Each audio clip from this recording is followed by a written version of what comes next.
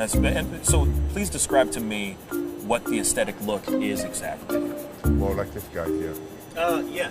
So we'll go ahead and bring Oh wow, you really have to come in here? like this guy. Is this No, is this really happening? He met the other guy behind you, bro. Like I don't know what you're talking about. I'm right into that bad boy. You can stay right there, behind the camera, behind the camera. No, see now you got me jealous now. That's okay. That's not no, fair. but you're more in the category like Luther Rickman, Arnold, okay? My man. Yeah. Arnold Ferrigno. Huh? Okay. Hey, Aesthetic.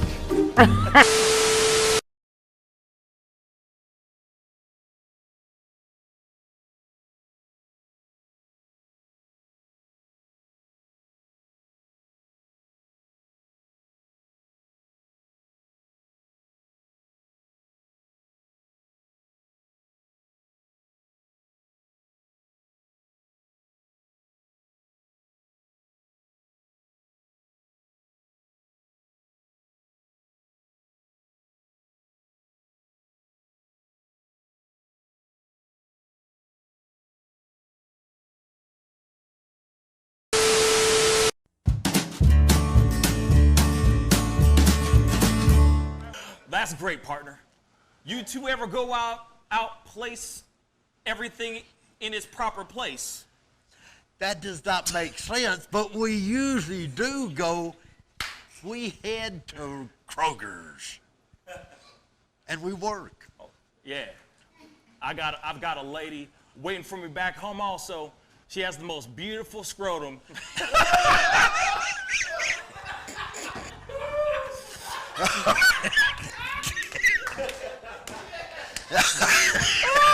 Oh, God. And when she sings, she sounds just like a puppy dog.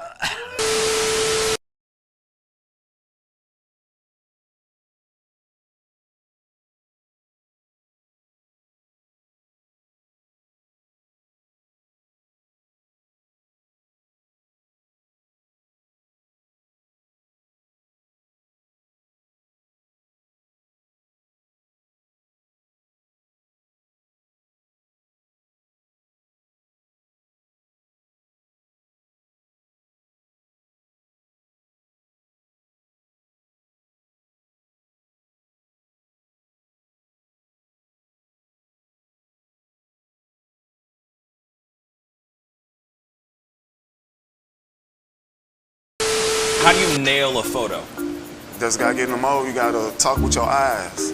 Talk with your eyes. Talk with your eyes. You Okay, gotta so have the eyes. can you show me a little bit of something, like to this camera? I would love to know how to do this. I just want to know. Well, How I do you do it? mean, Teach the me smile, something. You can get the sexy eyes. Then you know you gotta get the smile. Smile going on some shoes, but you know. Wait, hold up. You got. I gotta when try it's this. time, with when, you. when it's Hold time on. to laugh, I gotta try you this gotta with think you. of something funny and start do laughing. it again. Do it again. How do you do it? Teach me. Sexy eyes. The sexy eye. Just a sexy eye right here. Smizing? Smile. So you're smizing. Smile. Okay. And then you gotta get the. No, I look like I need to take a poop or something.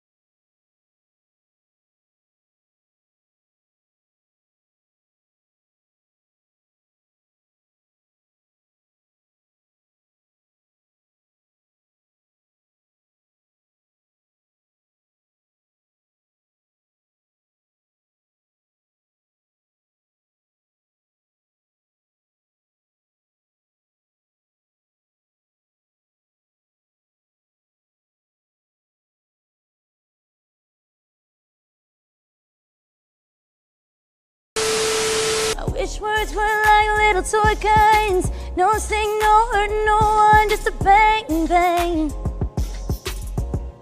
Right? Is that it? Yeah, it's something like that. Just a bang, Toy bang, guns. rolling off your tongue. Toy guns. It's no smoke, no Bang, bang. bullets. Water guns. All right.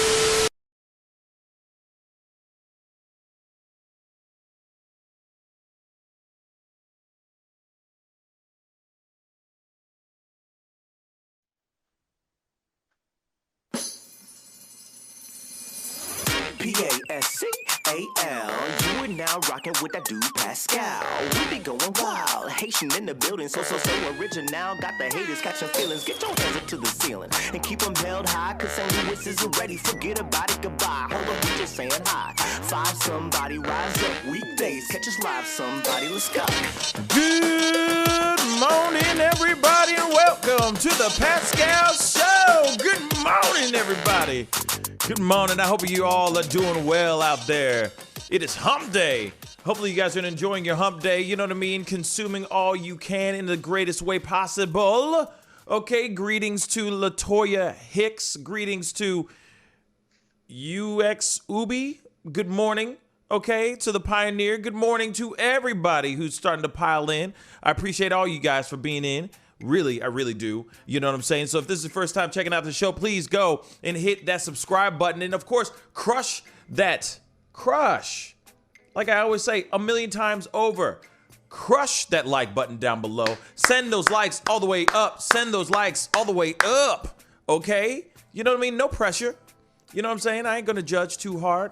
If you hit that like button hard, you know what I mean? If you coming out here hard in the paint early, I appreciate it. Start off the week or start off the Wednesday off in a great way by giving some love to the show. Okay, we got a lot of things to talk about, a lot of small stories, not a huge, not a like a great deal of big bombshell stuff, but we do have a few bombshells here and there. We do have another story that I feel like would be a very interesting piece for all of us to check out for ourselves as well.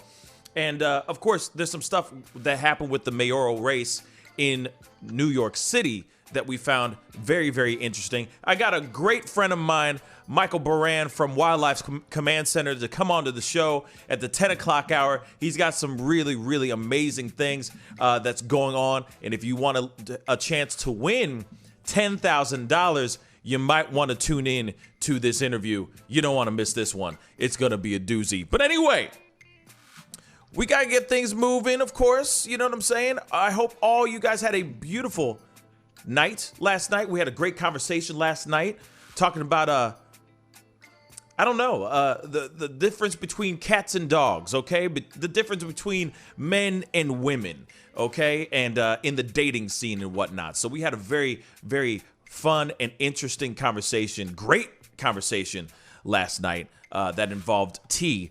But we got to get into our stories for the day. But before we get started, my boy David's in the house. What a guam, bruh? Hey, man. It's going pretty good here.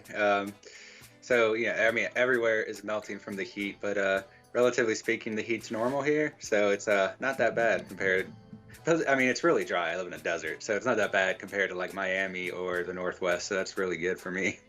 Yeah. But, yeah, I mean, we got some interesting topics to talk about. I know we're still on this trans theme, but I think it's I think this one would be interesting since it's a unique case as well. Yeah, it's an interesting one. You know what I mean? It's a little different. This one's definitely different, and we definitely are going to be talking about that for sure. T is not on today, or hopefully he jumps on a little bit later. He might have overslept. We did have a show last night, so he must be tired. You know what I mean? He ain't used to these hours. You know what I'm saying? But of course, we got to get the story and the show moving, and we got to give you guys your stories of the day. So, without further ado, let's get going, y'all. Shall we? Now, before we get started in all this, I want to make sure you guys know that it is very important that you guys hit that like button, hit that subscribe button, hit that join button down below for $4.99 a month. It helps fuel this show so we can keep giving you your stories of the day. So please, don't be shy. Go ahead, hit that join button, hit that like button and hit that subscribe button. And we're going to jump right into the news today. Well, we got to talk about this one right here. This one's a very, now, this is new. First time ever. We have a Nevada pageant winner who has also become the first transgender Miss USA contestant. All right. So we got to look at this story here. Catalina Enriquez, who was crowned Miss Nevada USA on Sunday, will become the first openly transgender woman to compete in the Miss USA pageant. With a platform centered on transgender awareness and mental health, Enriquez, 27, beat out 21 other contestants at the South Point Hotel Casino in Las Vegas. So this is Catalina right here, just so you know, over to the right of the photo. Okay, this is Catalina Enriquez. All right, she is now won, and she's going to be waltzing into the Miss USA competition or pageant. Okay, she says, "I didn't have the easiest journey in life," she said, according to this news junket. I struggled with physical and sexual abuse. I struggled with mental health. I didn't have much growing up. I didn't have support, but I still believe, I'm still able to thrive. I'm still able to survive and become a trailblazer for many. After her win, Enriquez thanked the LGBTQ community on Instagram, writing, "My win is our win. We just made history. Happy Pride." The Miss Nevada USA organization congratulated Enriquez for her historic win on social media and shared the hashtag #BeVisible. Now, this is Catalina here, of course. And may I remind you, this is a transgender woman. All right? So there is a little bit of a news clip here that I wanted to show you guys, so we could take a look at that as well. Let's take a look.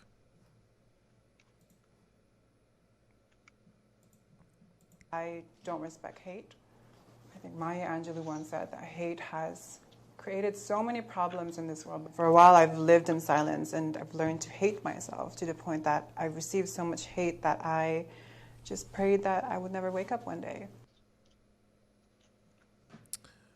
So, just as you can see, like, she looks great. As Debbie just said, I agree. She looks great, right?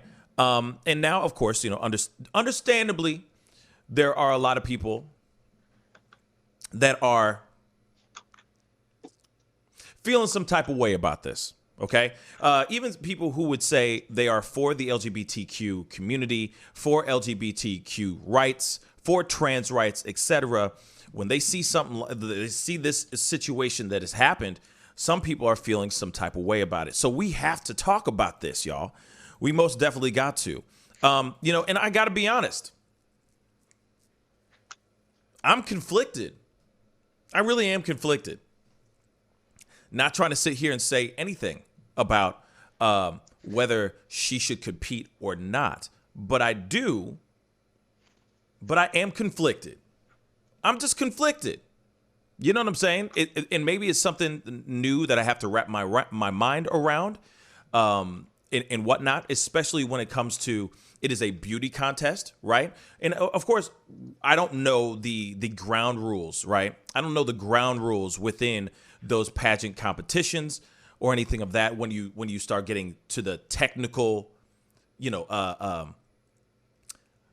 rules and regulations, terms of agreement, if you will, terms of service, if you will, I am a bit conflicted.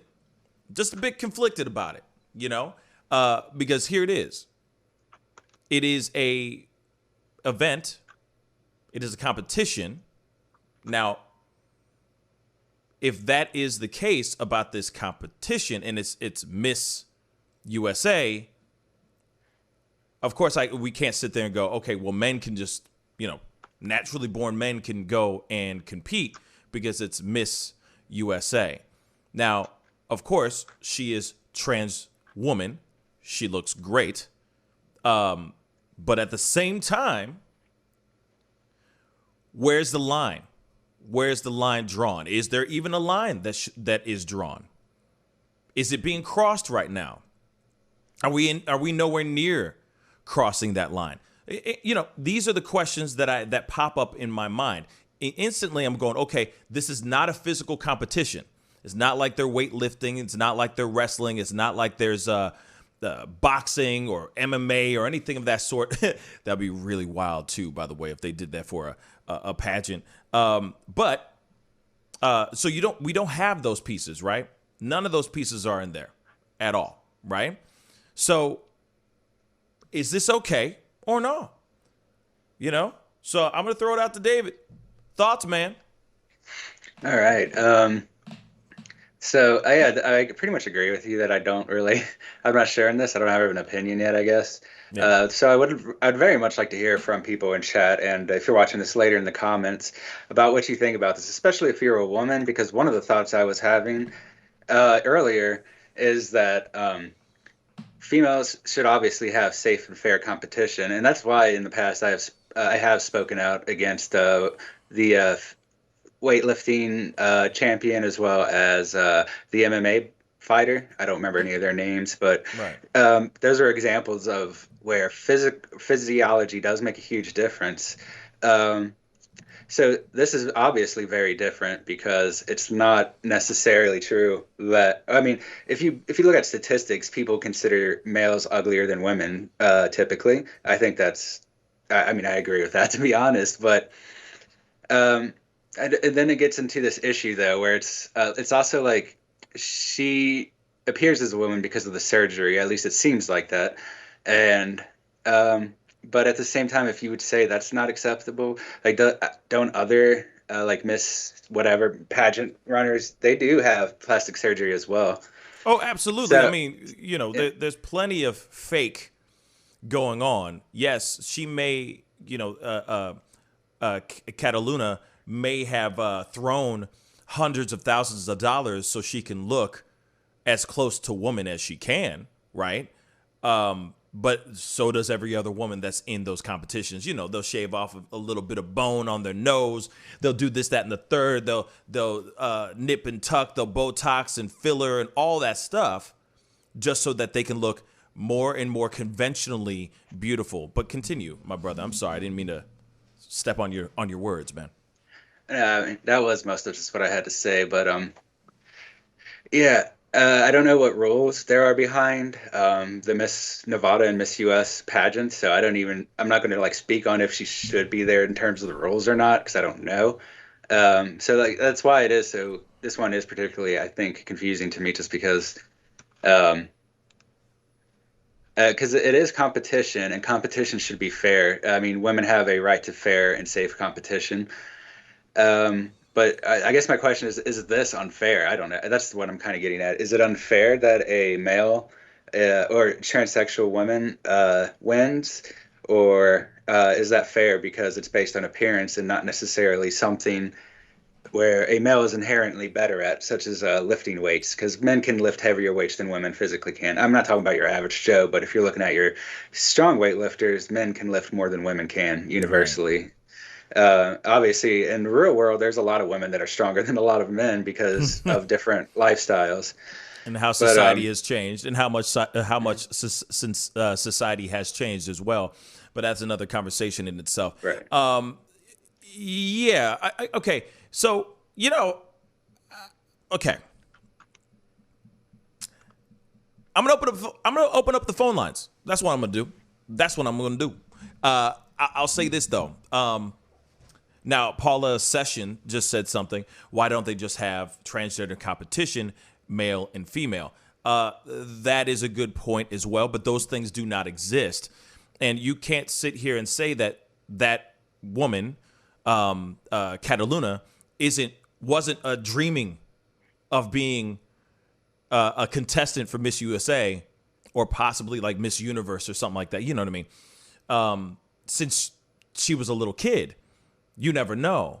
So those competitions don't exist right now. These competitions do exist. So in that way, it's kind of like, all right, she's gonna she's gonna competition. She's gonna competition. She's gonna compete. So in my mind, I go, wait, I literally thought competition in my head. But on some real stuff, here it is. And David Diaz just said it beautifully. I was just about to say it. Like 99.9% of those women are nip-tucked, fillers, injections, everything. You know what I mean? BBLs, fake boobs, all that stuff. Not every single one, but some are naturally just blessed by really great genetics, and some are just not. So the thing is, and they have to nip, tuck, and do whatever they can to look as perfect and flawless as they can. So who's to say that she can't compete as well and possibly win? But I want to open up the phone lines and hear your thoughts on this. 314-766-4581. I'd love to hear your thoughts on this. By the way, I'm not picking up any anonymous or unknown phone calls, so don't even try it today. Okay? So anyway, keep it nice, keep it clean, and keep it classy on the phone calls. Anyway, 314-766-4581. Love to hear your thoughts on this. Is this kosher or no? Mind you, again, there isn't any competitions out here where it's Miss Trans USA. See what I'm saying? Or a trans beauty competition that is at the world stage. There is not. So give us a call. I'd love to hear your thoughts. 314-766-4581. And I'm curious, though, too. Is there any background, is there any guidelines that say anything specific, like if there's anything within the rule book that says you must be naturally born woman? I don't think that there is anything like that in there. She wouldn't be able to compete if there was anything in a rule book or something, right? Yeah, that makes sense. Right? So, I want to hear from you guys. I want to hear your thoughts on this. 314-766-4581. Because for me, this is... I'm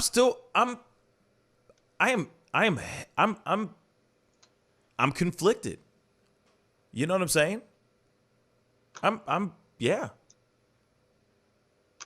heavily I don't know. I'm thwarted by this. Let's just say that. It's just it's a brain scratcher. You know what I'm saying?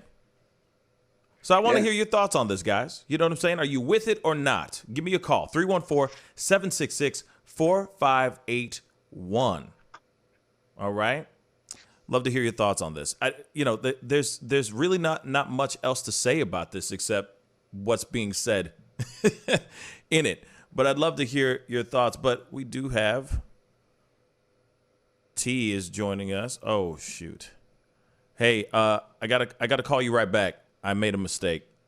Dag nabbit.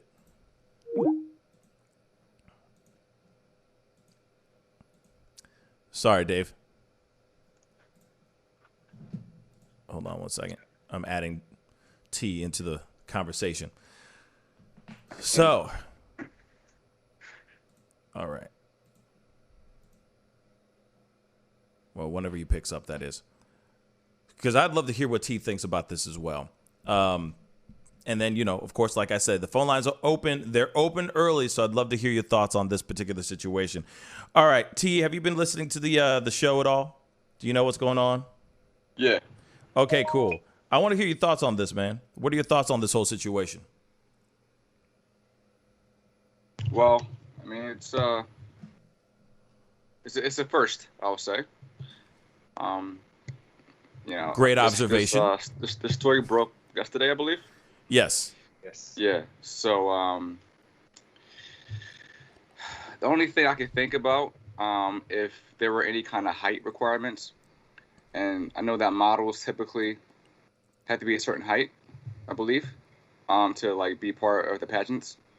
So if this man was pretty tall and he took the spot of someone else, that would be controversial in that manner, as far as like a physical height advantage. But besides that, I mean, I don't know what else you can do if there's no guideline set for trans people to not be in it. Then I guess they have all right to be in it, as long as they appear to be a woman. But it's a tough call because it's probably the first time this has ever happened. I mean, at least they ever won. I would say that. So I can see there being some kind of backlash from naturally born women who may feel like this wasn't fair. But until there's guidelines put in place, it is what it is. I mean, I will say that, you know, the trans person, you did a wonderful job in appearance. I mean, they look pretty authentic. You can't really tell that it was a man. So. Yeah, I mean, you know, at the end of it, it is part of it where I get that the concern of people sitting there saying, hey, you know, there are people out here, there are women out here, pageant hopefuls that will sit there and go, man, that now we have to compete with transgender women, and that's knocking us out, right? That's not giving us a slot to be able to compete. That kind of thing. Now, it's very interesting because, excuse me, Kylie Rhonda Fambro Pingleton said, there's never an issue until there's success. And it's a very good point. It is a very good point. Usually, if she was just competing and then she just disappeared, we wouldn't be talking about this. It would not be headlining news. The news all over the place. I mean, I just saw it on this morning. They were talking about it this morning on the news. Media's taking it and running with it. You know what I'm saying? So, and that's because she won. If she didn't win, it would have been, okay, she was transgender. She competed, but didn't win to progress on to the main competition. All right, it's all good. Moving on. But the fact that she did win, people are tripping about it. Of course. Now, if we're looking at the full guidelines, if we're going straight up on the facts of what the competition is, right? It's about beauty. It's about brains. It's about looking as great in a gown. I don't know all the categories that they have for the Miss Nevada competition, but at the end of it, if you really think about it, every last person that's competing in that competition are doing something, a little bit of something to look as great as possible so that they can win. A lot of those women, like, let's just talk about this on the real. A lot of these women are spending hundreds of thousands of dollars. Everything from fitness all the way to plastic surgery. So everything and both those sides of the spectrum and everything in between those spectrums, they're doing everything they can to look as perfect and flawless as possible. So she did the same thing. And won. When it comes to this competition, it's not like, unless it says it in the rule book, on the guidelines of whatever, this whole thing is a competition of showing the beauty of the female form. Now, there are women out here, like I said, that do everything that they can to look as naturally real as possible. And she did exactly that. She did that. And she won. Now, there could be other things that you can bring into this conversation, which is did she win because she's transgender? Did she win because of the times? You see what I'm saying? And that pageant wants to show, oh, we're woke and we're forward thinking? Or did she really win on her own merit? But that's another conversation in itself. You know, it's like, imagine, you know, in the beginning when it was like the first black woman to win in a competition, you know, some people would sit there and go, oh, well, she won not only because, yes, she's gorgeous, but because of the times as well. You see what I'm saying? So then you think the times have changed. Obviously, there has been a lot of things in regards to trans rights in the forefront, in the zeitgeist of everything that we deal with, pretty much. Was that a factor in this decision? But like I said, you know, even Debbie just said, I couldn't tell she was born a he. You know, that's what thousands, hundreds of thousands of dollars will do for you, pretty much. You know what I'm saying? So to me, this is, like I said, I'm perplexed. It's a tough one. You see what I'm saying? Because, you know, we could talk about height requirements and all that stuff as well. You know, where she because she was naturally born a man, so therefore this, that, and the third. But then at the same time, like, I don't know. You know, this is a game, or this is a competition on just beauty, right? It's beauty alone. And she did exactly that, and she won. Some people might feel like that's fair and square. Some people might not feel that it's fair and square. And I'm going to leave that one up to you guys. Like I said, this one is, I'm literally sitting on the fence. I'm not on one side. I'm not on the other. I'm just sitting here and I'm just laying out the facts and the possibilities of both arguing sides.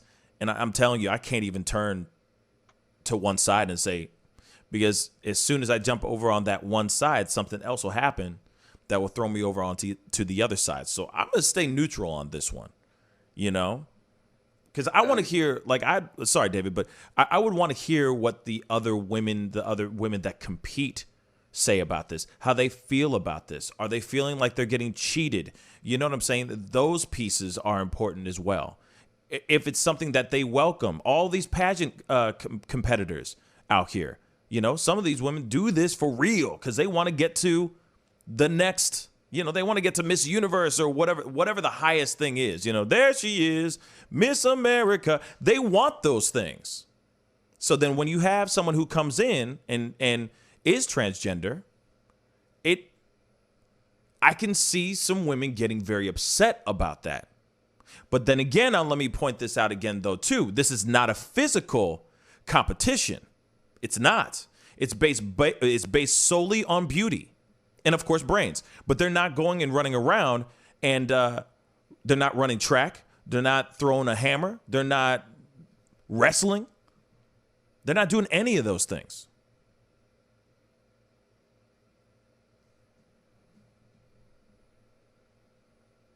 So is this okay or no? And so it looks like for the competition, T posted this in chat, but the one part I saw that interested me was that they grade equally on 3 different subjects. So for the Miss Nevada and U.S. pageants, it's based on an interview. The second one is on your evening gown, and the third one is on swimwear. There is no talent required for this performance. Wait, let's repeat that last part again. It's not talent. What was the before that? Real quick, one more time. So the categories. Yes. They're interview, appearance in the evening gown, and appearance in swimwear. And I'm assuming she is fully. I'm assuming she's fully, like she's post-op entirely. So if she went in there and she knocked it out the park within those 3 categories, and within the interview that they had, I wonder what the question was too for her, right? But if she went out there and did her thing, then I guess she did her thing. That's it, I guess. Yeah, I'm wondering if she told them outright, or if they asked that question in interviews, because I guess it would be much more controversial if she didn't tell them at all, and then they found out later on. So I'm assuming she probably told them up front. Oh, especially if you, yeah, go especially ahead. Especially if you're wearing a swimsuit and you're not already post-op, it would be kind of, Yeah. So I'm assuming that she had to tell them, hey, I was born a man, but now I'm post-op. Right. I mean, obviously I think that's what it is though, right? I think that's what it is. Like, she straight up said when she entered into the competition, I am transgender. I'm assuming. We don't know her history and her story. You know what I mean? I guess we'll all wait for the autobiography to come out, right? But at the same time, what's happened is, she went up there and she did her damn thing and she knocked it out the park, allegedly. Obviously she did if she won, right? So unless the question for her was something that was in regards to trans rights, her, mental health, etc., which maybe she said something in a very beautiful way, said it extremely eloquently, that's one thing that could happen too. Or they were just like, they saw the bikini competition and the nightgown, or not the nightgown, the evening wear, right? The gown competition, right? Isn't that part of it again, right? So Yes. then you see those things, of course, and you're going, whoa, this is a woman.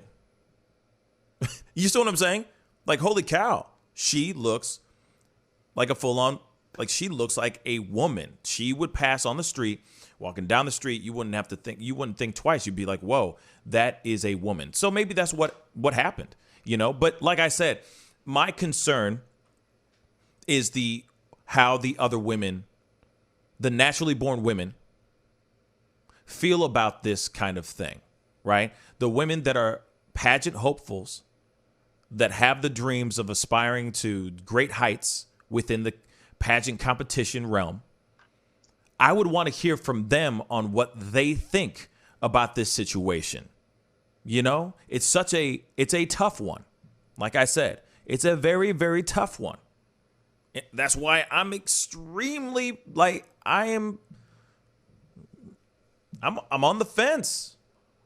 And it's not because, I'm just gonna make that abundantly clear. It's not because I have a problem with trans rights or anything of that sort. That is not it at all. And I don't think any of us in this group, in this round table, feel that way as well. But I do think about the fairness of the competitions, where this could go, etc. But if the pageant world is embracing trans women, then hey, so be it. It is what it is. Like I said, it is not a physical competition. It is a beauty competition. And that's all that it is.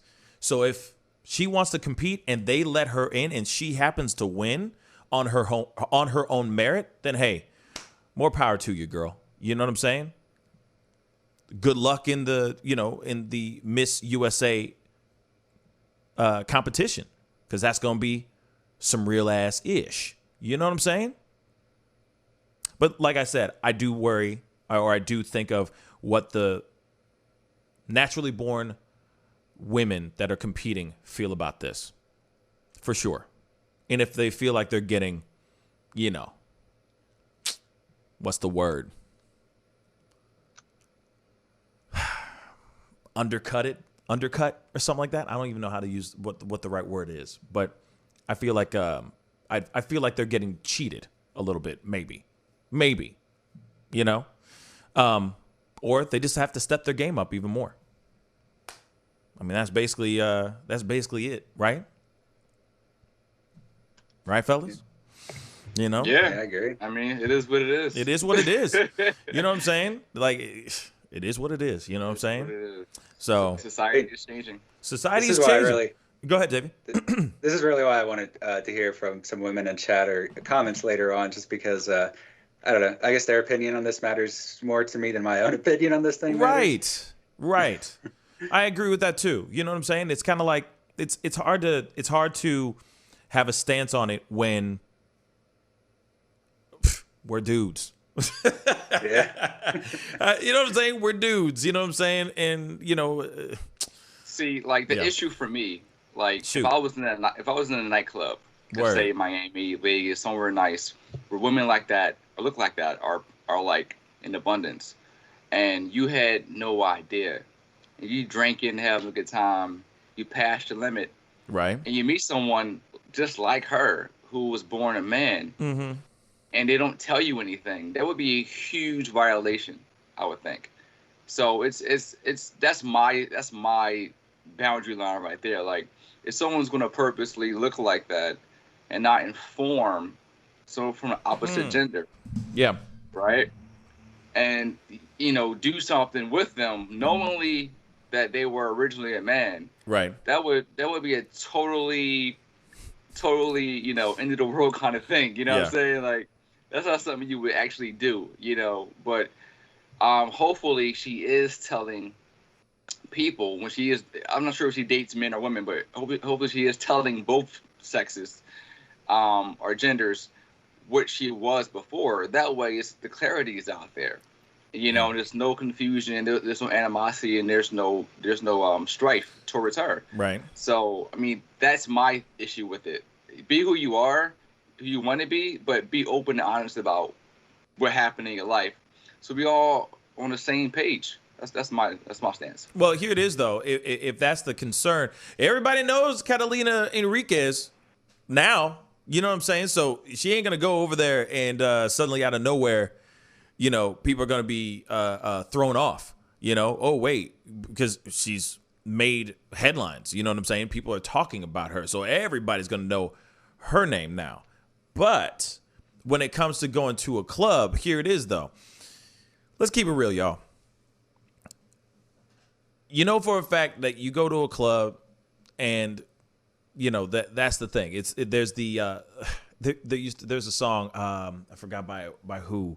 Somebody can help me out. Strobe Light Honey. Now, the thing is there's a lot of situations where you go to a club and it's dark inside.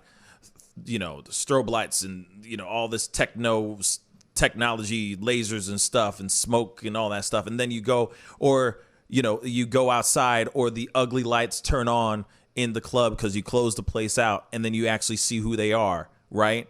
And then you're like, oh my God, you want to run for dear life. Now, this has nothing to do whether they are a transgender or not. It's just the fact of you get drunk, you hit on someone that you thought is someone attractive to you, only to find out that that person's not attractive at all to you.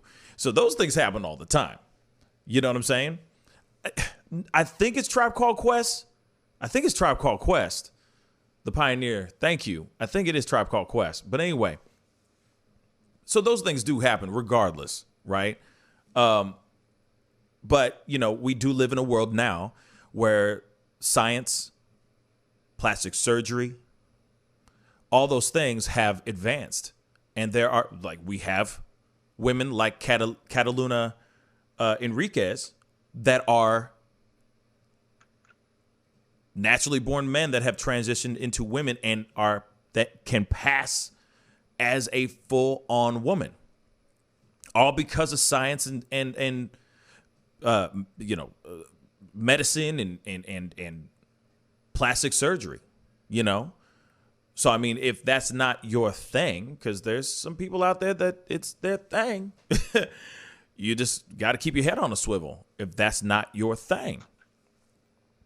And I think that there are women, trans women, that have to keep it straight funky with every single person that they meet. Now, when it comes to Catalina, I mean, it's too late now. She can't hide no more. If she was hiding, she ain't hiding no more. everybody and their mama knows her name.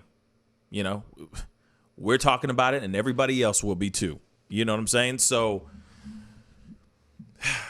yeah. I mean, go ahead. Transparency is everything. Transparency is it's everything. So if you're going out with the intent to meet somebody that is part of who you believe is a male or a female, there's no reason for anybody to not be transparent, I would think, in terms of any kind of sexual orientation changes. That's just etiquette, you would think.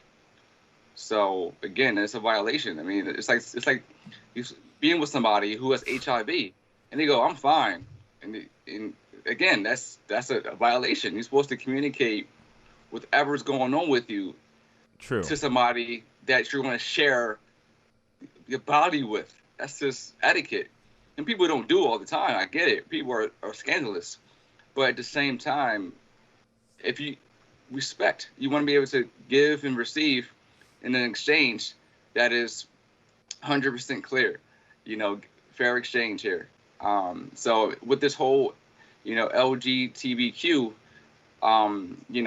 movement, I mean, at least in my city, they have like a 4 to 5 block radius with like this whole area is rainbowed up, and people know like this is the area that promotes this.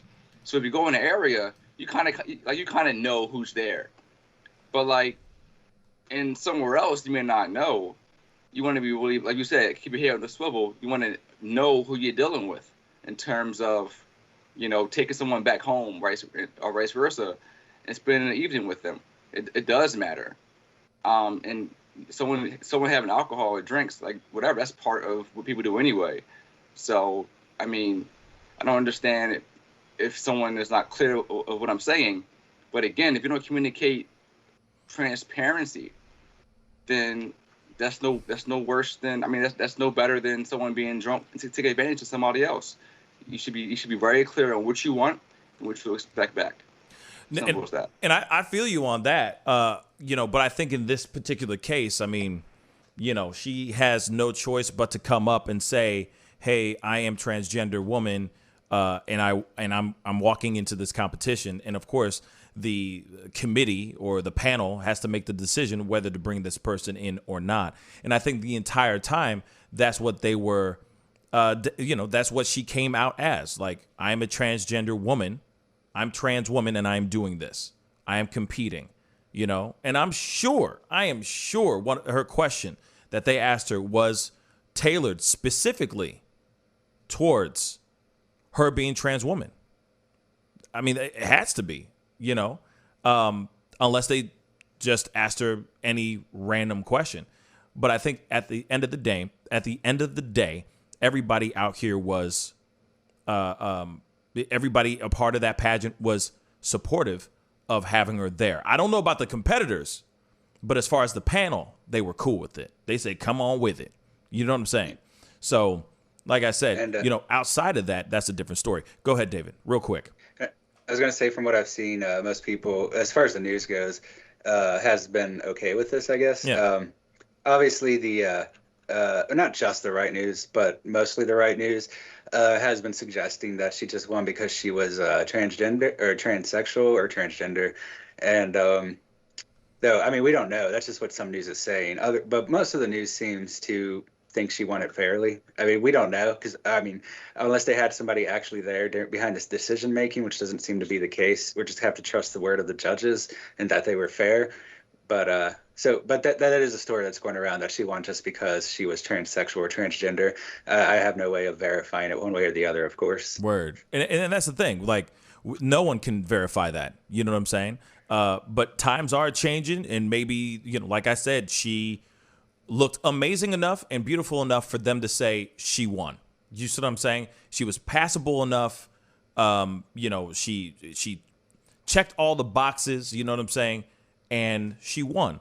And that's what it is. Kyle Rhonda said, child pageants have boy and girl compete together. Oh, shoot. It just disappeared. I hate when that happens. Child pageants have boy and girls compete together. Sometimes beauty, talent, and personality transcends gender, race, and politics. And the thing is, man, I would love to see something where it's men, women, just everybody. They can go in there and compete. Men can compete, women can compete, and they're all on the same platform competing against each other. That's also trans men and trans women. Why not? If you know what I'm saying? But we don't have that. We glorify the female form, like we talked about yesterday with Zozo Bob. Yesterday morning. Where the female form is literally glorified and put on a pedestal. But the male form is beautiful too. Shoot. Sorry, obviously I'm biased because I'm a man, but at the same time, the male form is a beautiful form, and it should be respected and honored as well. You know what I mean? But we don't live in that world, unfortunately. So yes, we're going to see boys and girls, children compete against each other as children, but we're not going to see that when we're adults. We just won't, And like I said, when it comes to the actual competitors, I wonder what they have to say about it. Those pageanters or whatever you want to call them, those hopefuls. That'd be interesting, And Chuck Diesel said, why can't they have their own transgender beauty pageant? Well, the thing is that I would love to see them do that. I would love to see that actually happen, but that's a lot of money, a lot of time, a lot of organization. You know what I'm saying? A lot of pulling all those things together to create something that can be as big, if not as big as a Miss USA pageant. So that'd be different. That would be something I would be very interested in seeing happen in the near future. You know what I'm saying? It would be interesting. I would, like I said, I would love to see that. Why not? Right? But only time can tell with what's going to go down. And of course, we're going to see how she does at the Miss USA competition, if she even can hold a candle to the rest of the competitors. We'll see, So I say, give her a shot, see what's going on. She ain't harming nobody. She ain't hurting nobody. She got that spot for a reason. So let's see what she does with it. You know what I'm saying? Straight up. But anyway, we got to go into a quick commercial break. But when we come back, I'll be talking with my brother, Michael Baran of Wildlife Command Center. And like I said, if you want to win, if you want the chance to win $10,000, you want to listen in on this. There's a crazy quest going on that's launching tomorrow, and you don't want to miss this. We'll be right back. This is The Pascal Show. Bye. Homeowners and property managers, if you're looking for effective and humane ways to remove wild animals and deal with the damage that they have caused, we have good news for you. Introducing Wildlife Command Center, a professional nuisance wildlife management company specializing in providing animal removal for residential, industrial, and commercial clients. We are the only wildlife company that checks 70 different areas on a structure to determine the answers to the following questions. Exactly which animal are we dealing with? How is the animal getting inside the home? What kind of damage is the animal doing to the structure? Once we get the answers to all of these questions, we develop and write up an action plan to resolve the animal issue completely and provide a quote to implement that action plan. We perform a very in-depth 70-point wildlife inspection. From visually inspecting the highest point, the chimney, to physically crawling inside the attic space and looking for animals, chewed wires, fecal matter, chewed structural wood. We inspect everything. Our inspection process covers all of the following 70 points: animal-proof chimney cap, roof ridge vents, roof to soffit junctions, dormer fascia, attic gable vents, gutter lines, fascia trim, garage door, utility penetrations, water, gas, electric, and cable, bathroom vents, attic roof ridge vents, attic electrical, wiring, junctions, boxes, and lighting, concrete decks, additions, wooden crawl spaces, basement plumbing, penetrations, ceiling, floor, and wall. Wildlife Command Center's mission is to deliver the finest quality wildlife removal and pest control service that is safe for the environment.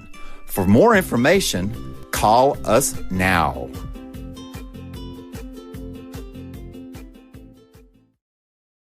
Love, peace, and wellness for the holidays. Don't cancel them. Prepare, STL. Decorate. Make it as normal as you can, but slow the spread of COVID. Wear a mask. Wash your hands. Watch your distance. Prepare, STL, helping St. Louisans of color prepare and prevail. But you see how he makes these S's in his body right here? That's where he's hanging on, and then he's moving forward with the locomotion of his ribs. That is classic Missouri rat snake right there. So I'm gonna go ahead and grab him before he gets into a hole. Now, these snakes are not biters. They won't bite as long as you don't squeeze them. If you just stop them like this, it'll freeze them, and then you just gently pull them back. As long as you don't squeeze them, they won't bite. Yo, Mike, what's up, man? Guy? Good to see you, man. Yeah, so Sugar Fire. Yeah. Fully open, right? Yeah, we're pretty much open. So you can't sit inside yet. Monday you can sit inside a little bit. We'll have 25% of the tables inside, and then we're letting it rip outside. So I know that there's a lot of people really concerned about staying safe and all of that. No, so what are you guys doing in regards to that? Well, we have extra people to clean and rub everything down all the time. Everybody inside's wearing masks. And we have little stickers on the ground so everyone can stay 6 feet apart. Right on. The tables are all spaced out, inside and outside. Sugar Fire, open in full effect right now. They're staying healthy, they're staying clean. Go get you a rack of ribs. Sugar Fire, open right now. Thanks.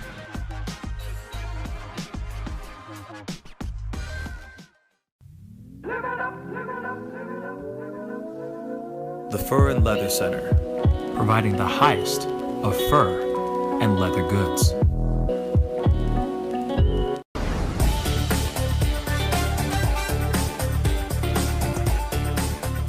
You're gonna perform I'm sorry, tonight. I can't make this interview boring because this No, it's man not is boring. too exciting as a host. And I'm truly saying this, and if y'all can't do this, me and this man here is gonna leave and go somewhere else where we can get some love. I want everyone in the building to say, I love Pascal on the count of 3. 1, 2, 3. Wow.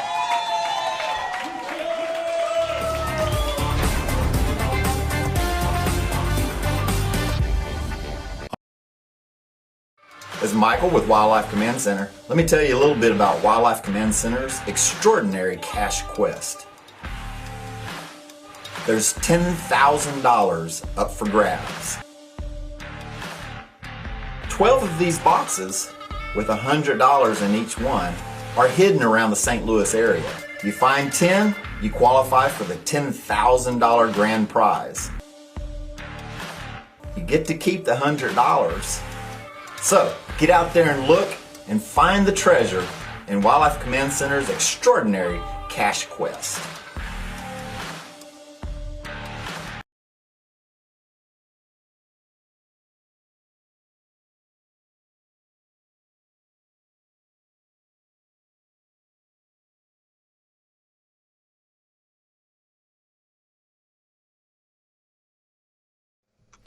Hey, welcome back, guys. Thank you so much for sticking around and being a part of the conversation. If this is your first time checking out this show, please go hit that like button down below. Don't forget to crush that subscribe button. I do this show Monday through Friday at 9 a.m. Central Standard Time, so please don't be shy. Go and crush that subscribe button. Just wanted to let you guys know, phone lines are closed, so stop calling if you please. If you know, that would be really appreciated. But anyway.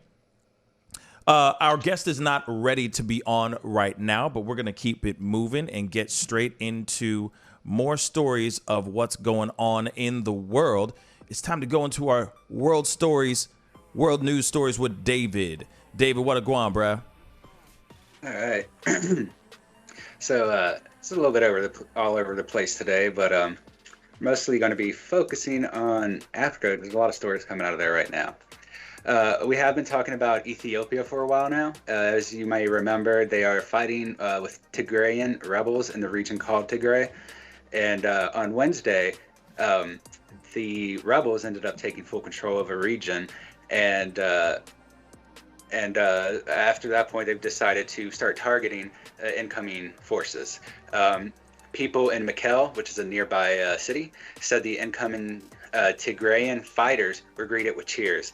There were similar scenes on video footage from the northern town of Shire, where, I don't know if I pronounced that right, but the town of Shire, where residents said government-allied Eritrean forces will be pulled out of Tigrayan, and eventually forces from the rebels would come back. The Ethiopian government declared a unilateral ceasefire on Monday. However, Getachew Reda, a Liberation Front spokesman, said that the ceasefire was a joke and that hundreds had been killed in fighting the war on the border with the Afar region, information that so far no news has independently verified, at least that I've seen.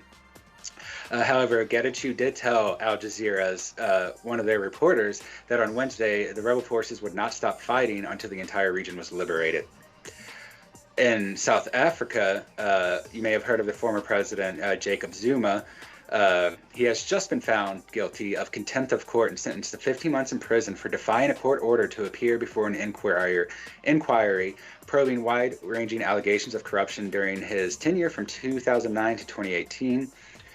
Zuma was not in court for the ruling on Tuesday and has been ordered to hand over himself within 5 days to a police station in his hometown of Nkandla in the KwaZulu-Natal province or in Johannesburg.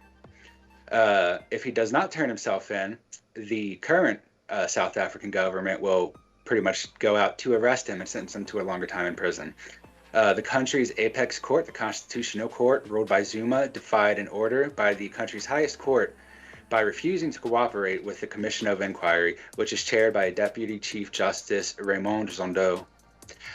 Let's see, we got some stuff around China as well. So China, specifically in Hong Kong, which has been turned over to China from Britain about 20 years ago or so, and it had been until last year a semi-autonomous government that maintained control over themselves. However, last year China overthrew that and kind of replaced it. And just today, China introduced the national security law in Hong Kong, which is a response to pro-democracy protests that swept through the city. The controversial law reduces Hong Kong's judicial autonomy and makes it easier to punish demonstrators and activists. It criminalizes secession, subversion, and collusion with foreign forces, and carries a maximum sentence of life in prison. Since it was enacted today, more than 100 people, including protesters, pro-democracy politicians, and journalists, have been arrested already. So this just became a law, and they've already arrested 100 pro-democracy protesters within Hong Kong. The central government in Beijing insists that the law is needed to bring stability to the city, but critics say that it violates the one country, two systems principle under which the former British colony was handed back to China. The one thing many Hong Kongers do agree on, however, is that the year since the law was enacted, life has fundamentally changed. Many of them say that it's much harder to speak out now and that it is literally dangerous for them to share their opinions on a lot of issues. Nearby in Taiwan, this is a sad story, but in Taiwan, a 7-year-old boy, Taiwanese boy, was in a coma for 2 months and was just pulled off of life support and declared dead. The issue initially came because about 2 months ago, actually on April 21st, the boy, who was only identified as Hung, we don't know his full name, was tossed 27 times by his judo instructor and eventually was sent to the hospital for internal bleeding and fracturing. The 70-day coma had brain hemorrhages as well, and he developed respiratory problems as well as multiple organ failures before his family decided to take him off of life support. So far, there's been no legal repercussions for the trainer. However, the family is looking at going through their own constitutional course to address it. And so elsewhere in the world, This one is kind of all over the place in terms of where it's happening. However, the several European countries, including Germany, just announced full withdrawals from Afghanistan. We've seen about 5 other European or NATO nations also fully pulled out of themselves out of Afghanistan after the 2-decade-long mission. German Defense Minister Annegret Kramp-Karrenbauer said that tonight the last soldiers of the Bundeswehr have safely left Afghanistan, and that's their army. After 20 years, our most intensive overseas deployment has come to an end. The minister thanked 150,000 personnel total who had served in the area, and it is expected that by July 4th or so, the U.S. troops should be fully pulled out as well. Unfortunately, they will be abandoning the local translators, which will probably be killed by local Taliban forces. Often they even if they die while helping the Americans, they can't release their names because their families will be targeted and killed for aiding Americans. So it's pretty reasonable to expect that they will be targeted and killed, because that was already something they tried to target when they were helping the Americans. All right, and this one isn't much of a story yet, but it very well may become one. Because Iranian armed forces launched a large-scale military exercise within the Caspian Sea, and this was outside of their 2-mile internationally recognized territory. They control about 20% of the Caspian Sea, but the rest belongs to other nations. And so in the past, they have been addressed by military ships for basically attacking their oil, which the U.S. and other nations are claiming they should not be in these territories, which are not theirs. So now Iran is sending out military fleets and aircraft with their oilers to test the response time of neighboring nations and the U.S. forces that will respond to them drilling oil outside of their 2-mile internationally recognized territory. And lastly, this one's hitting America too, obviously, but Canada is having huge problems with the heat. It's the same heat wave that's hitting Portland, where you see roads and power lines are literally melting right now. It's hitting throughout Canada too, not just in the Northwest, but through a lot of other areas. So for the first time ever, Canada broke its temperature record. It recently reached 121 degrees in Lytton of British Columbia.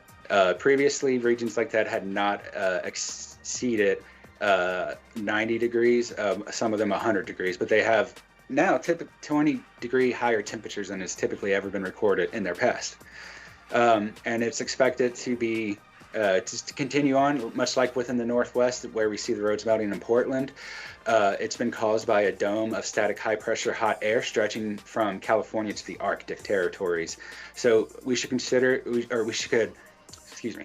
expect that all regions from Southern California up through almost Northeast Canada, there's a line there that will continue to have these strong heat temperatures, and it's will continue on for, we don't really know how long, but it's probably a new weather system that we will see throughout the next few years recurring as well. Hopefully not as hot, because a lot of things can't operate at that heat, but we should expect it to continue to happen to some degree. And that's it for the world news today. All right, David, thank you so much. Great job on that. I really do appreciate all that information, man. Real talk. There is a lot going on in the world, as we already know. And, it's nice to get that quick briefing of like what's going on overseas and, of course, all over the world. And so, that whole thing about the kid getting slammed a whole bunch is just a terrible story, man. Absolutely terrible. But we got to get into our next story. Now, this is something that I found very interesting. Of course, this is something that is right now kind of popping off. I broke the story yesterday. It all revolves around the scandal that revolves around Kyle Massey, or Kyle Massey. I'm sorry, Kyle Massey. If you don't know who he is, he's on a hit TV, or he was on a couple hit TV shows, children's shows, on Disney. One was That's So Raven, and another one was Corey in the House.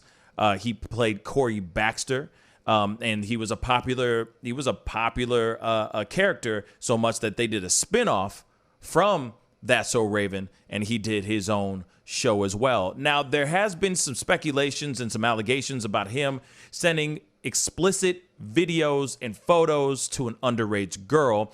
And now, of course, there's a lot of things that are bouncing back and forth. I've already covered this in a pop-up video. Please go and check it out. But there has been some speculations or allegations on his side, and his lawyers saying that he was being extorted, that this is all a lie and this is not true at all. Now, the thing is that, of course, I've come out with the story. A lot of people have covered this particular story. And now his mother, Angel Massey, has come out to talk about this. She has a crazy, crazy bombshell that she just said. Now, in this very interesting thing, she said that the mother of the mother of Kyle Massey reveals that the mother of the 13-year-old girl that he was sending videos and allegedly sending videos and photos to, sexually explicit content to this 13-year-old girl, was the same person. The mother of this 13-year-old girl is the same person that sexually assaulted Kyle Massey when he was 16 years old. And this woman at that time was 23 years old. We have a little bit of a clip from the mother's mouth, from Kyle Massey's mother's mouth. We got to take a listen to this. Here we go. Okay, guys, this is Angel Massey, and I just want to clarify something. I didn't make myself clear on my video yesterday about people want to know, how does Kyle know this family and how does he know this little girl? Well, Kyle met the mom, Kendra Andreas, when he was 16 years old in California. She came to California. Kyle met her. They developed a relationship, started having sex. Kyle was 16. She's 7 years older than him. The relationship lasted over several years, not consistently, but over the years. That's how Kyle knows her. So he knows the mother. He had an intimate sexual relationship with the mother, even though he consented to having sex with her at 16. In the state of California, that's illegal because a minor can't consent to sex. So that's how Kyle knows this mother, Kendra Andreas, and he never sent anything to a minor. This is an old attempt from the extortion from 2019. Now, this is an ongoing thing. Okay, so here's his mother saying this something else again here. Massey, and I am getting on here about the accusation that is going around about my son Kyle Massey, which is an old story. It's the same family, it's the same people, it's the same little girl, which is not the little girl, it's the mom. Kendra Andreas is her name, and my name is Angel Massey. Kendra Andreas is the little girl's mother, and I am Kyle's mother. And this is basically one of those things, kind of like a scorned, in my opinion, like, you know, like when the man gets a new job and the baby mama goes and, you know, go back to the courtroom and go courthouse to try to get more child support. It's kind of synonymous to that, because she tried to extort us out of the $1.5 million.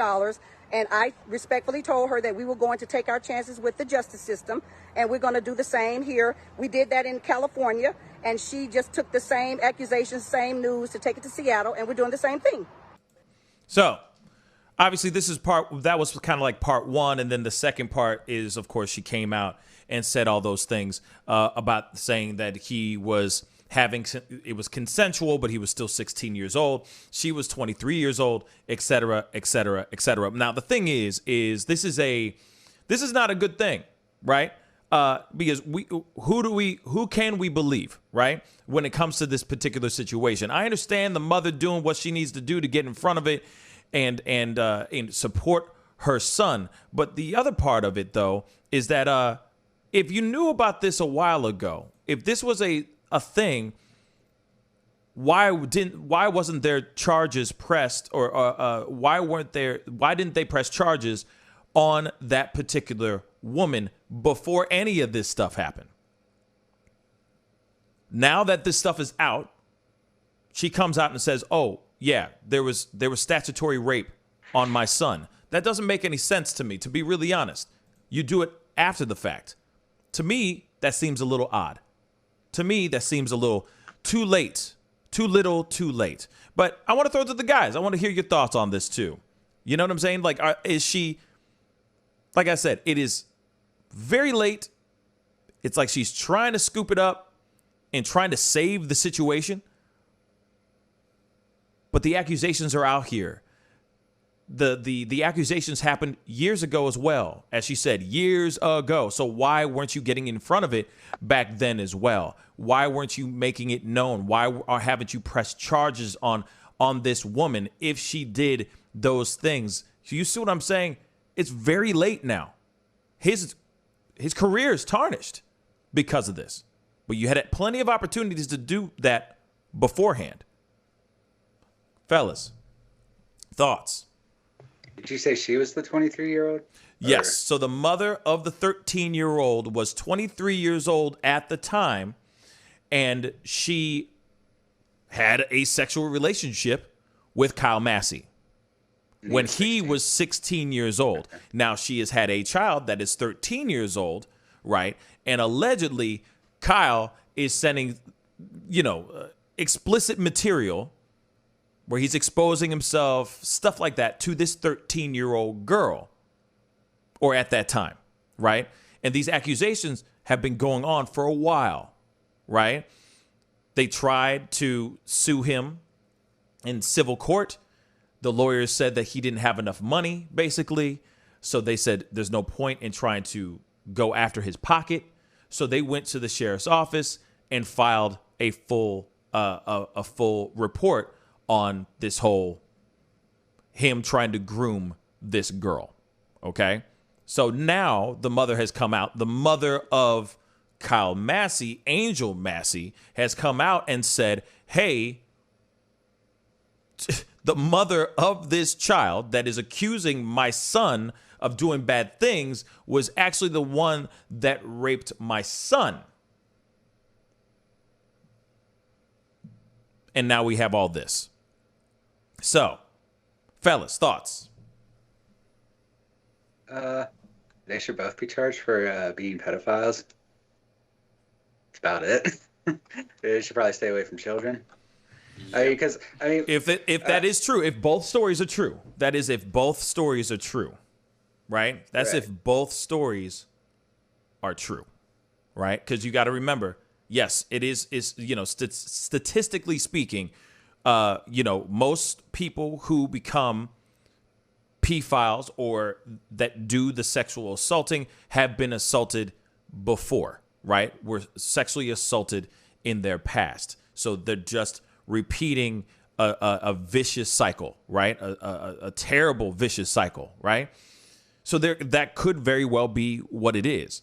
But it just seems, like I said, I feel like it seems a little fishy that the mom would come out now and say all this stuff now. Why wouldn't she say this before, when they were allegedly being extorted back in 2019, when they were saying that he was sending this information, sending this kind of content to a 13-year-old girl back then? Why didn't they get in front of it then? Now it's here now, and she's now she's throwing out this information. You see what I'm saying? Why weren't charges pressed on the mother of that 13-year-old child years ago? Why now? I wonder what the statute of limitations is on it, because for Colorado, do you know what state this was in actually?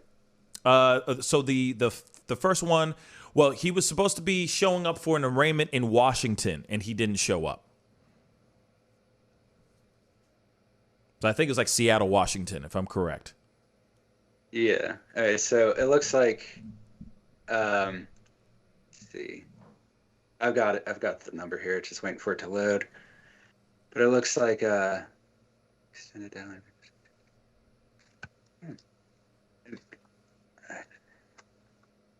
What are you looking up? The statute of limitations for sexual misconduct for children. It looks like it's about 20 years. Oh, okay. In that area. So If they can still charge them, which seems like it would be the case here, they should do that. I mean, they shouldn't just be talking about it on civil courts or like social media or anything. They should be going straight to the legal court for this, because that's what it's there for.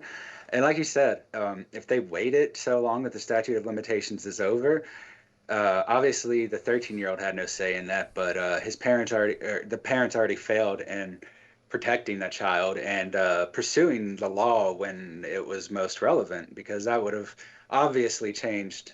That would obviously have sent a message to the child that this is not okay. It's not behavior they should emulate in their future. But that's not what happened. It was allowed, so the tacit approval from the mother kind of set the child up for that situation.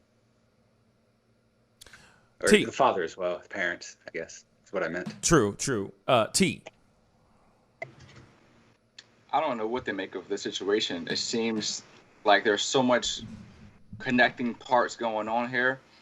And there's probably also some gaps of misinformation that's not being put out there.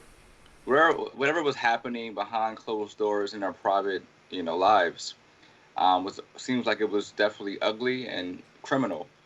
I'm guessing the mom was trying to, keep it hush hush for many years, and it looks like the cat got out the bag recently, and she's trying to just, use her tactics to, prevent any more damage from happening to her son.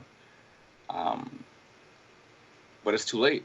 I mean, once it's put out there, allegations of pedophilia or rape or sexual assault, anything like that, your career is ruined. It takes many, many years to even if you're innocent, to come back from that. So if he is guilty of any of these things, he has to serve his time and, make right out of the wrong he's done. But nothing mama can do. It's going to save us behind right now. It is what it is. Yeah, like I said, it's like I've said before, just a second ago, I feel like it's a little too late.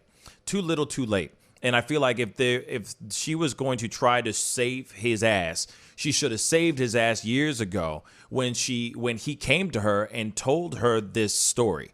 God knows when he told her, but at the same time, it's like when you find out about that information as a parent, do you just sit on it and not do anything about it? In my personal opinion, you do everything you can to press charges on that person's ass if they're still living. You know what I'm saying? And clearly this woman is. So I'm sitting there going, well, like, what? You see what I'm saying? Like, you should be jumping on this as quickly as possible, because that's ridiculous. Now, of course, there's the claims of the mother and the daughter, the accusers trying to scoop up a bag. Now, that could very well possibly be a situation as well, but it just doesn't seem to make any sense with just how everything is laying out. It could very well be a opportunity to make some money. But at the same time, if it's like I said, it's just weird. One minute the mom is, 1 minute there's the accusations saying that he's being extorted. I feel like that's when you would have been coming out with that information, that you would have been saying those stories. You know what I'm saying? I don't know. Like I said, it just seems fishy to me, and I understand, now we live in this world where, there's a lot of people that lie, and, there's a lot of people that say certain things so that they can make some money. And I get that. I fully get that. But still, sometimes when that accusation does come out, they say it's extortion, but then they go and press charges anyway.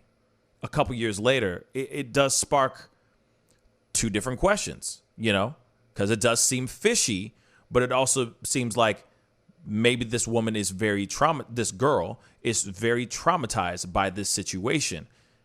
Obviously, if it is true, if these allegations are true. But I do feel on Kyle Massey's mother's side, she's way too late. Way too late. She should have done this a long ass time ago, if he really was taken advantage of by a 23-year-old woman at the age of 16. Just saying. Just saying that. You know what I mean? But we got to jump into this next story. There has been a very interesting situation that's been going on in New York City with the mayoral race. David's got this story. I just find it very interesting. There's a video too, right? Isn't there a video? Yeah, that's the main thing. I sent it over Skype, I believe. Oh, crap. I got to find it again. 1 second.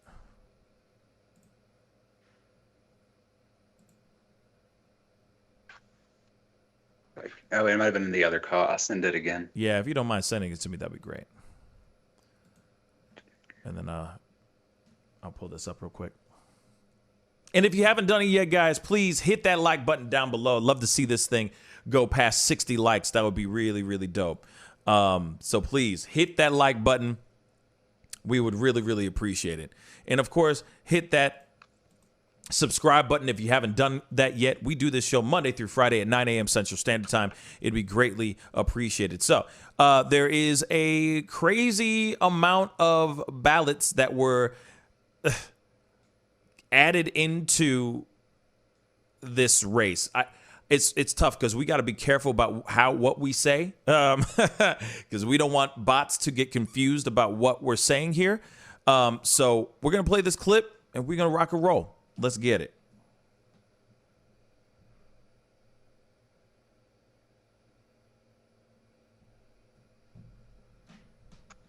Breaking news in the race for mayor, a mistake by the Board of Elections leading to lots of questions tonight about the vote count. Good evening, I'm Maurice Dubois. And I'm Alice Gaynor in for Christine Johnson. We begin with that election count chaos in the Democratic primary for mayor. Tonight there is a discrepancy in the vote tally, and it appears the Board of Elections made a big mistake, and the results have been removed from their website. CBS 2's Dick Brennan is here now with the fallout. What a mess.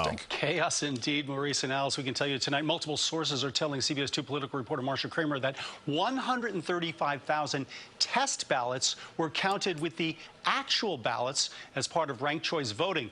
The discrepancy started to unfold shortly after the preliminary ranked choice voting results were posted by the Board of Elections this afternoon.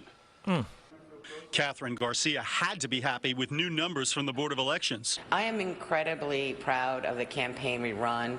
You know, one of the best things about ranked choice voting is that you can run a really positive campaign. Tuesday afternoon, the board released the preliminary ranked choice voting numbers, saying Eric Adams had 51.1% of the vote, Garcia 48.9%, after counting ballots cast on Election Day and during early voting.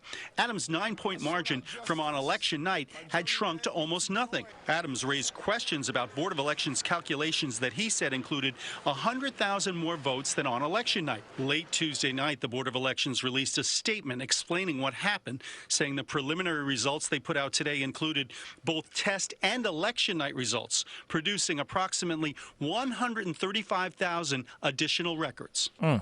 So what's the solution? The Board of Elections says they've removed all the test ballots and they will recount the votes. Already, critics are raising serious questions about the credibility of the board and its ability to execute elections. The Black, Latino, and Asian Caucus of the New York City Council is now calling for an oversight hearing, and this is only beginning. Allison Maurice. Oh, that's right. Oh, boy. You know, it's interesting because, you know, unfortunately, we got to be careful about what we say here because we deal with these bots every single day, and they crazy. But in regards to this situation, this is a situation that should not be happening at all. And of course, lo and behold, we have it right there. Now, this also I can see be something that would make somebody feel very, very good on certain sides of the fence, if you know what I'm saying. Because they're going, see, they messed up that. Who's to say they didn't mess up something else? You see what I'm saying? Fellas, I'm going to throw it out to you guys. Be careful about what you say. All right? Thoughts? Can I talk? I want to know. Let me know. Speak on it, man. Come on. Just try to talk around it as much as you censored? Can. Yeah. Unfortunately. You know, yeah. So what happened with this election? it's going to have connections to what happened during the other election. I won't say which one. Facts. And there are going to be people who are going to bring up the connection and voice their protests to say that they were cheated. And that's as far as I'll go with that. Hopefully, these test ballots can be legally discredited or discounted from the actual real ballot count, and all this can be worked out in a transparent way, and all those who are responsible can be accountable for a fair election and fair results. David. Yeah. Let's see. What do I want to say? I think that this is bad. Obviously. Very much so. It's going to destroy faith in the next elections, which is already contentious, even though we're not at that point yet.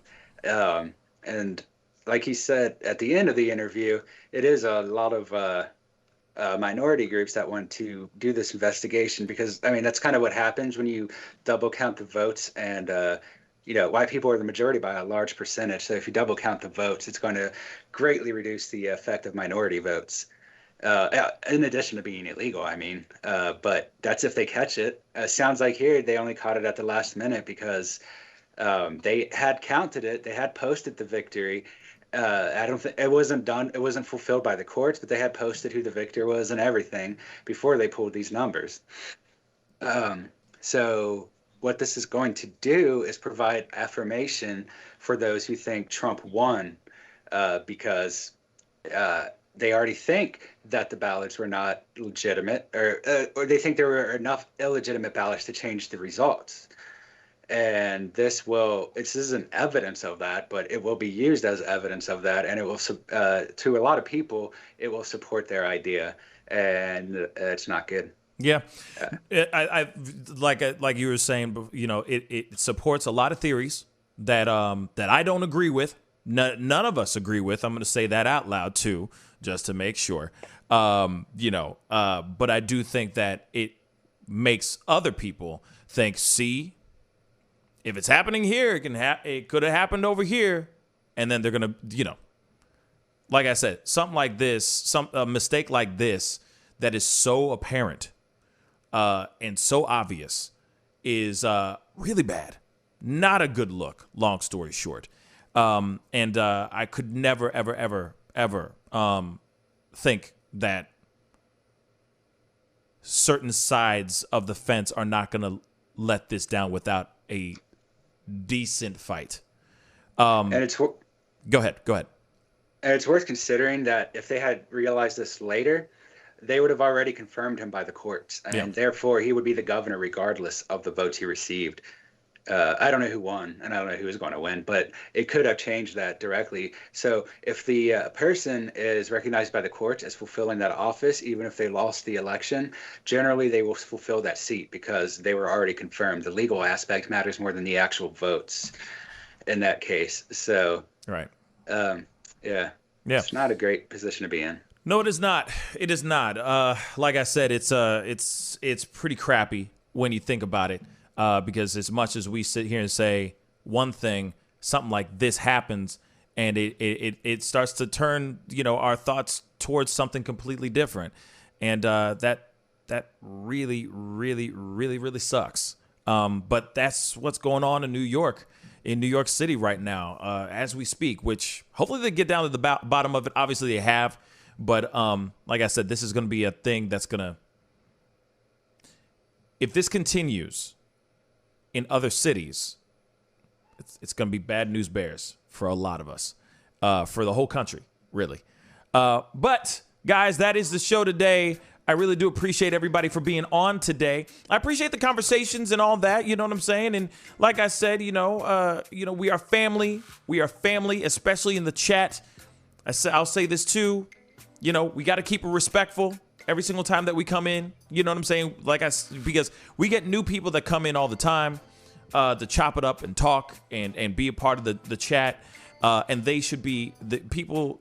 Some people don't need to be welcome, of course, but the majority, the vast majority, should be welcomed with open arms and all that stuff. Now, there are certain people in the chat that I appreciate y'all saying deuces to, of course. But of course, whenever we talk about a specific topic and all that, I would really appreciate it if we keep it respectful in the chat. Okay? But of course, I appreciate everybody's opinions, thoughts, phone calls, etc. Because y'all are all badass. All right? So I want to say a big thank you to my fellas for being in today. T and David, thank you so much for being on today, guys. Yeah, it was a fun show, man. Yeah, man. Thank you. Definitely full of stuff. Full of little knick-knack stories and all that. You know what I mean? Real quick, just so you guys know, Allison Mack from the Smallville realm, okay, is about to be sentenced today. She's looking at a sentencing of up to 14 years because of her involvement with the trafficking of the women in the NXIVM cult that she was involved in. And I say, hey, good on you. You stay in there. You know what I'm saying? Give her the 14 years, let her deal with her stuff and be good. Kiki at 5, yes, I know. I saw that. Kiki at 5 said, Pascal, one got mad because of your fur ad. Well, them are the breaks, y'all. You know what I'm saying? It is what it is. They're a really great sponsor, and I like fur. So, sorry. Not sorry. It is what it is. But anyway, I appreciate all y'all for being on. I really do appreciate it. You guys are really amazing. I love y'all, fam. There will not be a show tonight. I got a very big presentation tonight. So, hey, send some good luck prayers and, keep your fingers crossed this afternoon and this evening. It's a very big, very, very big night for me. Woo! It's a big night for me, baby. But it could be life-changing in a lot of great ways for this platform and for this show. So, I'm sure I'll let you guys know how that goes tomorrow morning. Be on the lookout for a pop-up video. I'm sure I'll be popping one up here in a little while. Much love to you guys. All right. Be good to yourselves. Be good to one another. And I'll see you guys tomorrow morning at 9 a.m. Central Standard Time. This is The Pascal Show. Bye.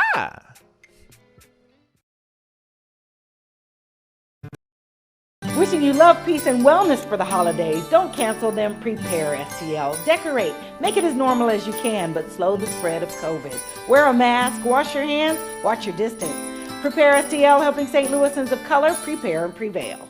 But you see how he makes these S's in his body right here? That's where he's hanging on, and then he's moving forward with the locomotion of his ribs. That is classic Missouri rat snake right there. So I'm gonna go ahead and grab him before he gets into a hole. Now, these snakes are not biters. They won't bite as long as you don't squeeze them. If you just stop them like this, it'll freeze them, and then you just gently pull them back. As long as you don't squeeze them, they won't bite. Yo, Mike, what's up, man? Guy? Good to see you, man. Yeah, so Sugar Fire. Yeah. Fully open, right? Yeah, we're pretty much open. So you can't sit inside yet. Monday you can sit inside a little bit. We'll have 25% of the tables inside, and then we're letting it rip outside. So I know that there's a lot of people really concerned about staying safe and all that. No, so what are you guys doing in regards to that? Well, and we have extra people to clean and rub everything down all the time. Everybody inside's wearing masks. And we have little stickers on the ground so everyone can stay 6 feet apart. Right on. The tables are all spaced out, inside and outside. Sugar Fire, open in full effect right now. They're staying healthy, they're staying clean. Go get you a rack of ribs. Sugar Fire, open right now. Thanks.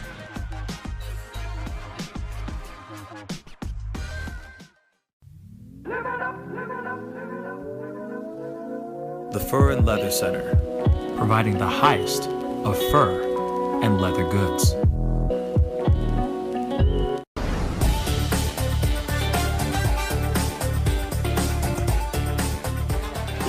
I'm sorry, I can't make this interview boring because this